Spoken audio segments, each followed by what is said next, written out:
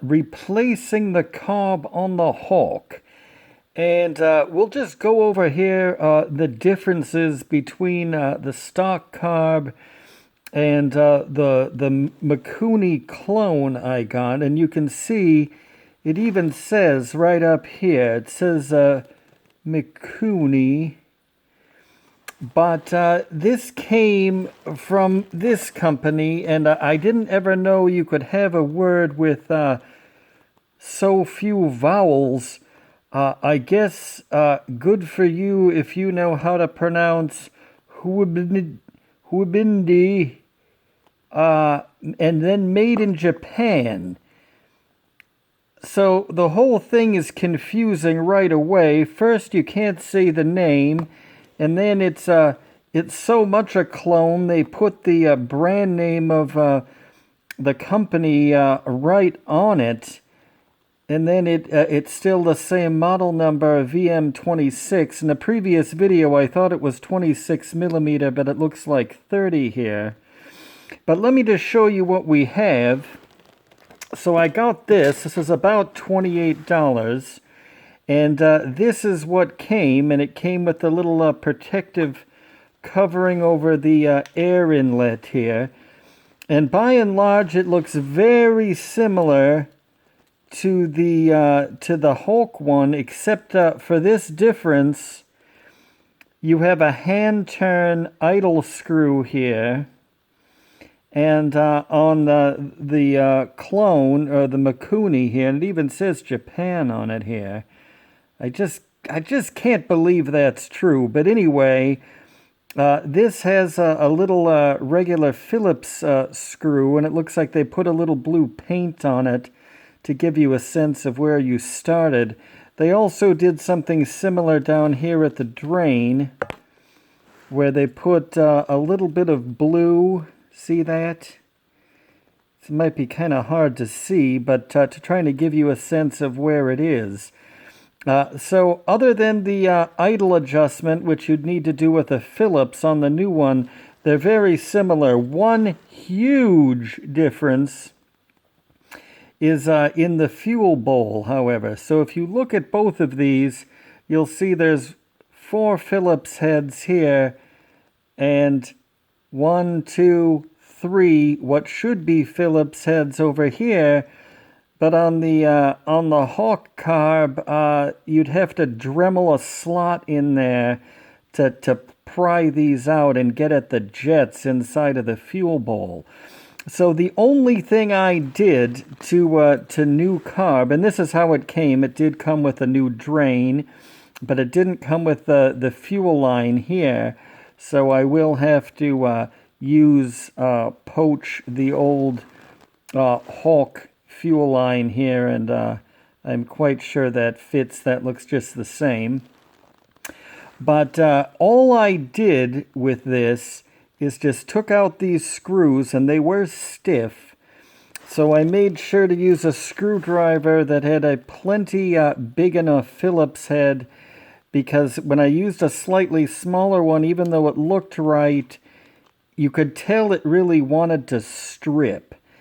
And that was really the last thing I wanted to get into. So I used a nice broad Phillips head in this, and I took it apart. So it was just these 4 screws, and the bowl lifted right off.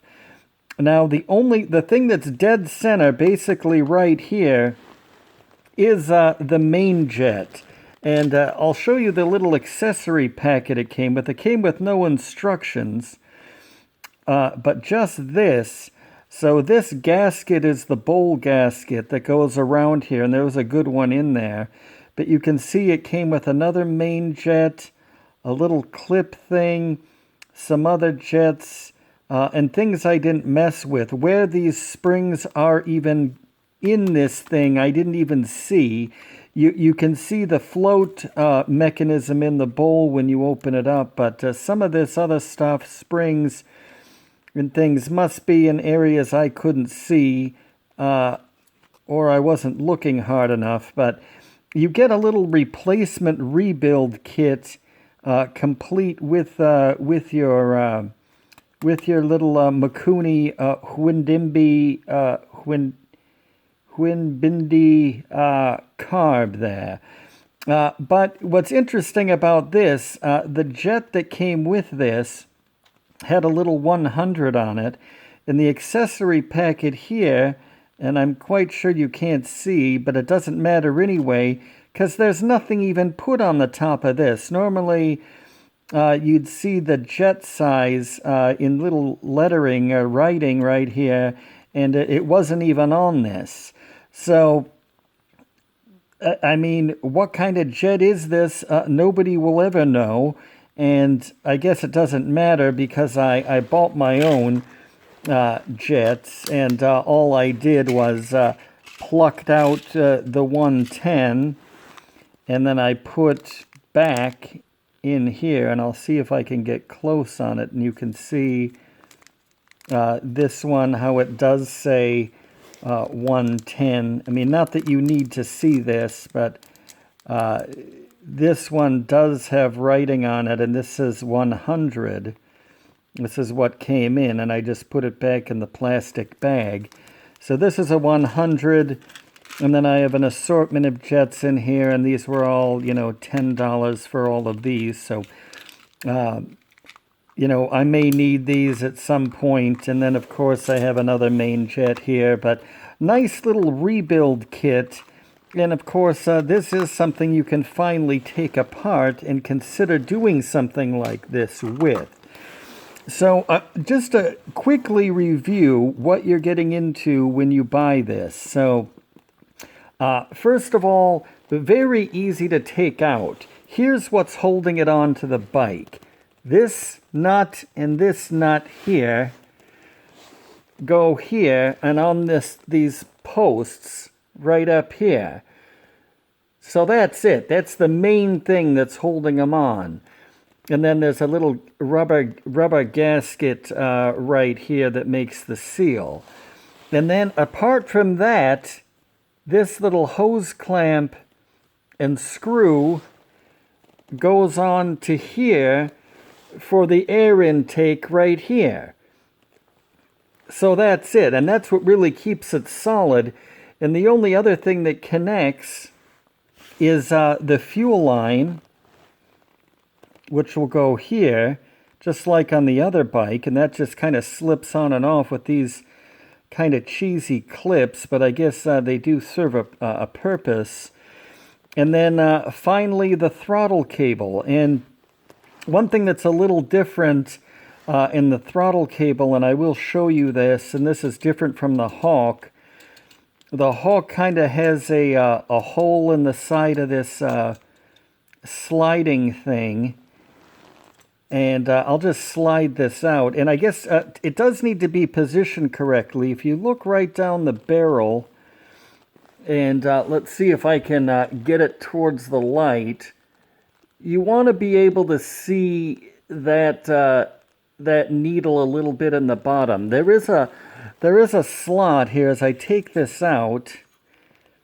This is the slot here on the side where you put the end of the cable through. And this right here is the idle adjustment screw, goes into there. And I incorrectly said in a previous video that I thought it followed the curve, but it doesn't. It's this idle adjustment screw here, right here, that winds up in that little slot. So it does need to go in just so. So anyway, this throttle cable here will go all the way there like that, and then pop through that hole, and that's that. I mean, it goes right through. On the Hawk, on the thing, this slot doesn't go all the way through, and you have to kind of pop it through, and it's a little more confusing. So really all I'm getting into here, I'll put this spring on, and I'll put this over the cable first, and this boot pops right off, and the little nubbin on the end of the throttle cable will easily go through there. So I'll put these two on first and kind of slide them up the throttle cable. Then I'll put the throttle cable through the center of this, and then back down. So put it through the slot and then slide the little nubbin up through there. And then I'll just compress this and screw it all back together.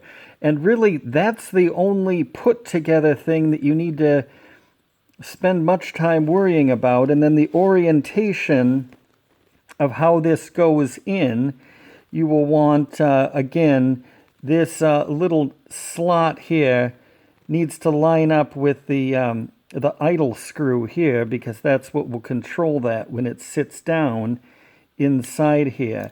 And then also you can notice it has a curved part here. That curved part will also be coming out the air intake side if you've done it right. And that kind of is a key to show you kind of how it is. You can see how it has this little curve here that just goes facing that way. So now that you've kind of seen what it's about, I'm going to go ahead and put it together. I'm not going to kind of bore you with the putting it together part in this video, but I'm going to go ahead and just and put it together. Maybe I'll record a little bit more, but I just wanted to give you a brief overview first. Hwbnde Carb 2.0 in play, and in just moments going to be the heart and soul of the Hwbnde. Well, now I'm regretting saying that, because the heart and the soul of the Hwbnde is right here, you know, the emblem really on the case. I mean, really, it's this engine, the Hwbnde engine is really the soul of the Hwbnde. The heart and the soul. But I guess this is kind of the input, or the interface, where I smash on the throttle, and then it does just as I tell it by squirting fuel in the right ratios into good old Hwbnde block here, and then all the magic happens. So I'm going to go ahead and get started on assembly. Brief overview, though, of the Hwbnde Carb and its associated parts, but nothing to be scared of if you're thinking about doing this yourself. The only thing that's at all tricky is just this stiff thing on the airbox here that makes it a little bit fidgety to get out of there, but no big deal, and you can do it, certainly if I can do it, because I don't know what I'm doing at all.